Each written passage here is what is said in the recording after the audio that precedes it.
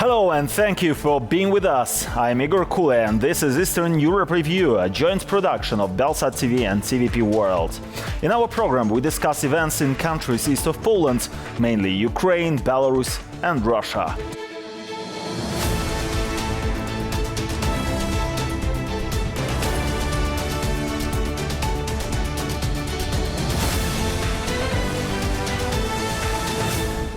In this episode, we take a look at the following topics: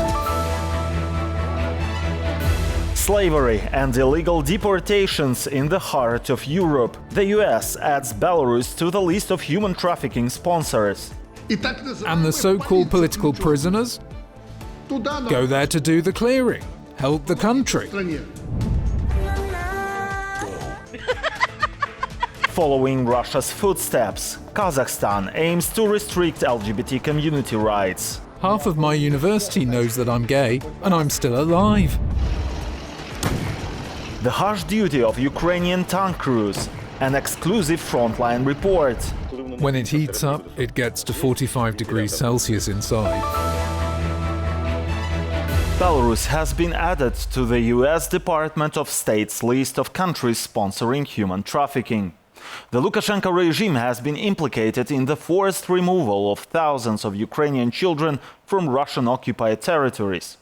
Additionally, forced labor has been a common state practice for years, with students, state enterprise employees and political prisoners being exploited to cut costs. In some cases, individuals report feeling as if they were enslaved. Children from the occupied territories of Ukraine had been taken to Belarus even before the full-scale Russian invasion. The National Anti-Crisis Management recorded the first cases in 2021. The total number of displaced children since August 2021 has exceeded 3,500. Among them are orphans, children with disabilities from single-parent families and children from two-parent families.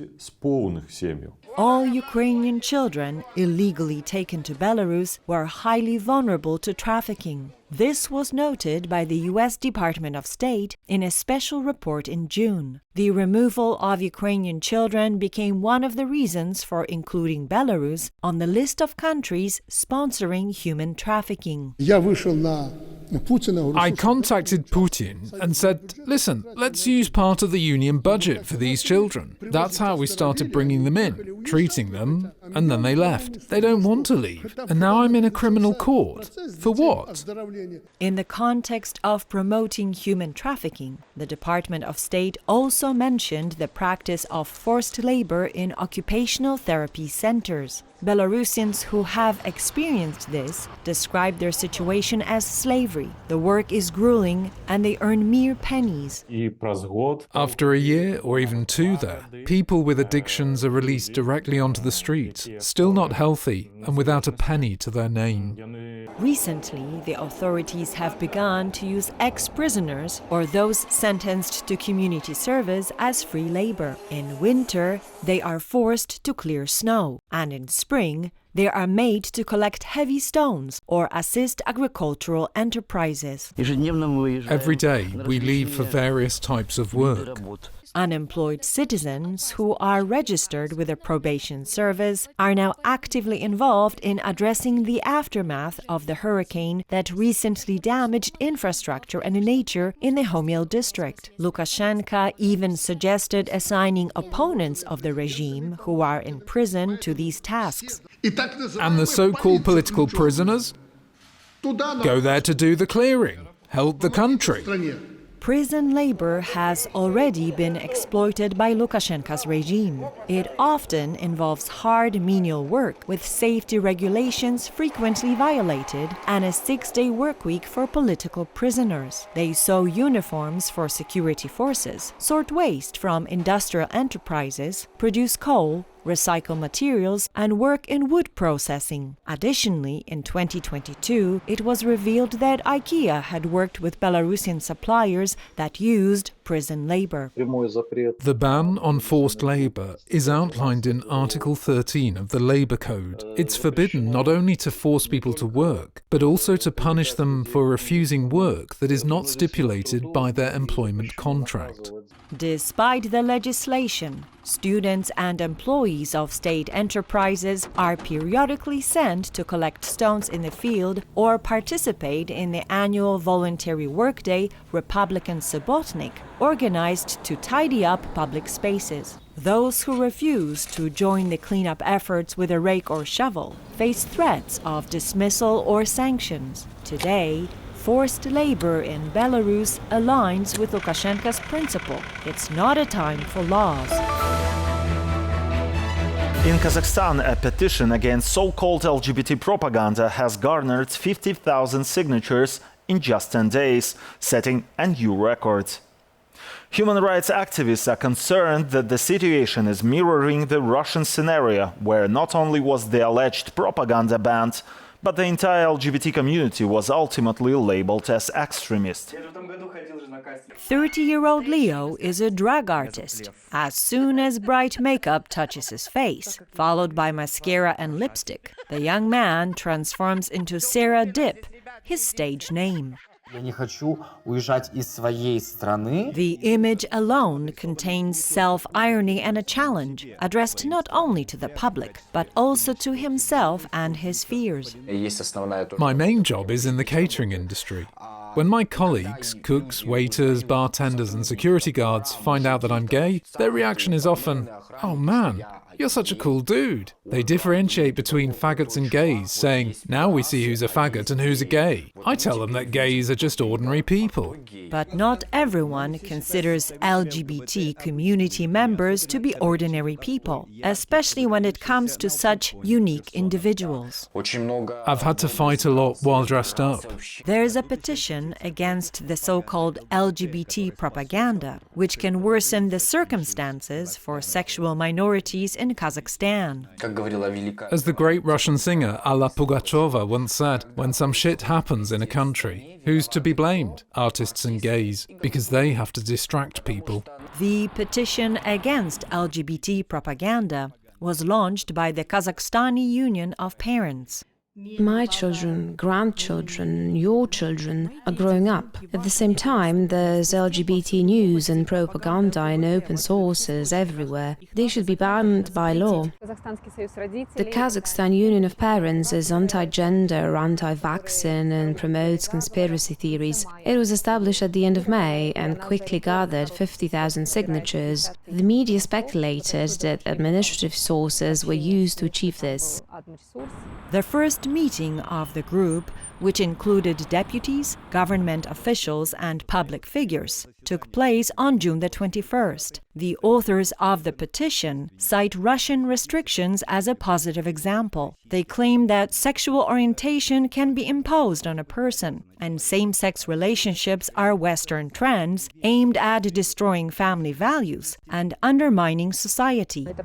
This sounds like Russian rhetoric. It's remarkable that the speaker from the Ministry of Education and the Committee on Children's Rights uses terms commonly found in Russia, such as LGBT movement, which we don't typically use. The controversy was intensified by a video that appeared on social networks, showing a young man in heels and makeup dancing in a yurt surrounded by girls. It's disgusting that the long-legged lead dancer in the centre is actually a man. We view this as an action by the enemy intended to harm and mock the Kazakh people.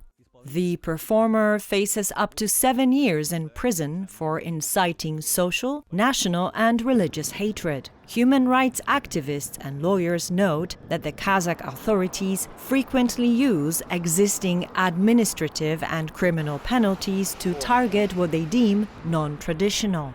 Although the authorities in Kazakhstan maintain that over 90% of the population have a negative attitude towards LGBT individuals, the German portal for gay travelers Spartacus has listed the country as the safest for LGBT tourists in Central Asia. Kyrgyzstan and Uzbekistan are the countries where they're having a hard time, much harder than in Kazakhstan. Many LGBT bloggers, lesbians and gays have all moved here to Almaty. Half of my university knows that I'm gay, and I'm still alive. However, everything might change if the petition is supported by the authorities. In that case, they might begin targeting LGBT community members. If it's supported by the state's rhetoric and legislative changes, it'll serve as a green light for persecuting them. The human rights organization adds that the ban on the so-called LGBT propaganda violates the country's international obligations and represents a significant step backward. They point to Russia as an example, where the LGBT community was ultimately labeled as an extremist movement and banned. Experts estimate that at least 10% of humanity is non-heterosexual, meaning that around 2 million residents of Kazakhstan could be affected by the new initiative. In the Donetsk region, air temperatures are soaring to 39 degrees Celsius. Ukrainian tank crews are battling these extreme conditions inside vehicles shielded by 10 centimeters of steel. With the metal heating up in the sun, their tanks turn into saunas. How this military personnel endure such intense heat and still manage to carry out their combat mission successfully is the focus of our next story. The following footage has been shared by soldiers from the 30th Brigade of the Ukrainian Armed Forces. It shows a Ukrainian T-80 tank accompanied by a reconnaissance drone heading towards Bakhmut to assist Ukrainian infantrymen. Meanwhile, the Ukrainian military is trying to dislodge the Russian soldiers from the so-called bridge position, throwing grenades at them and occasionally firing machine guns, but to no avail.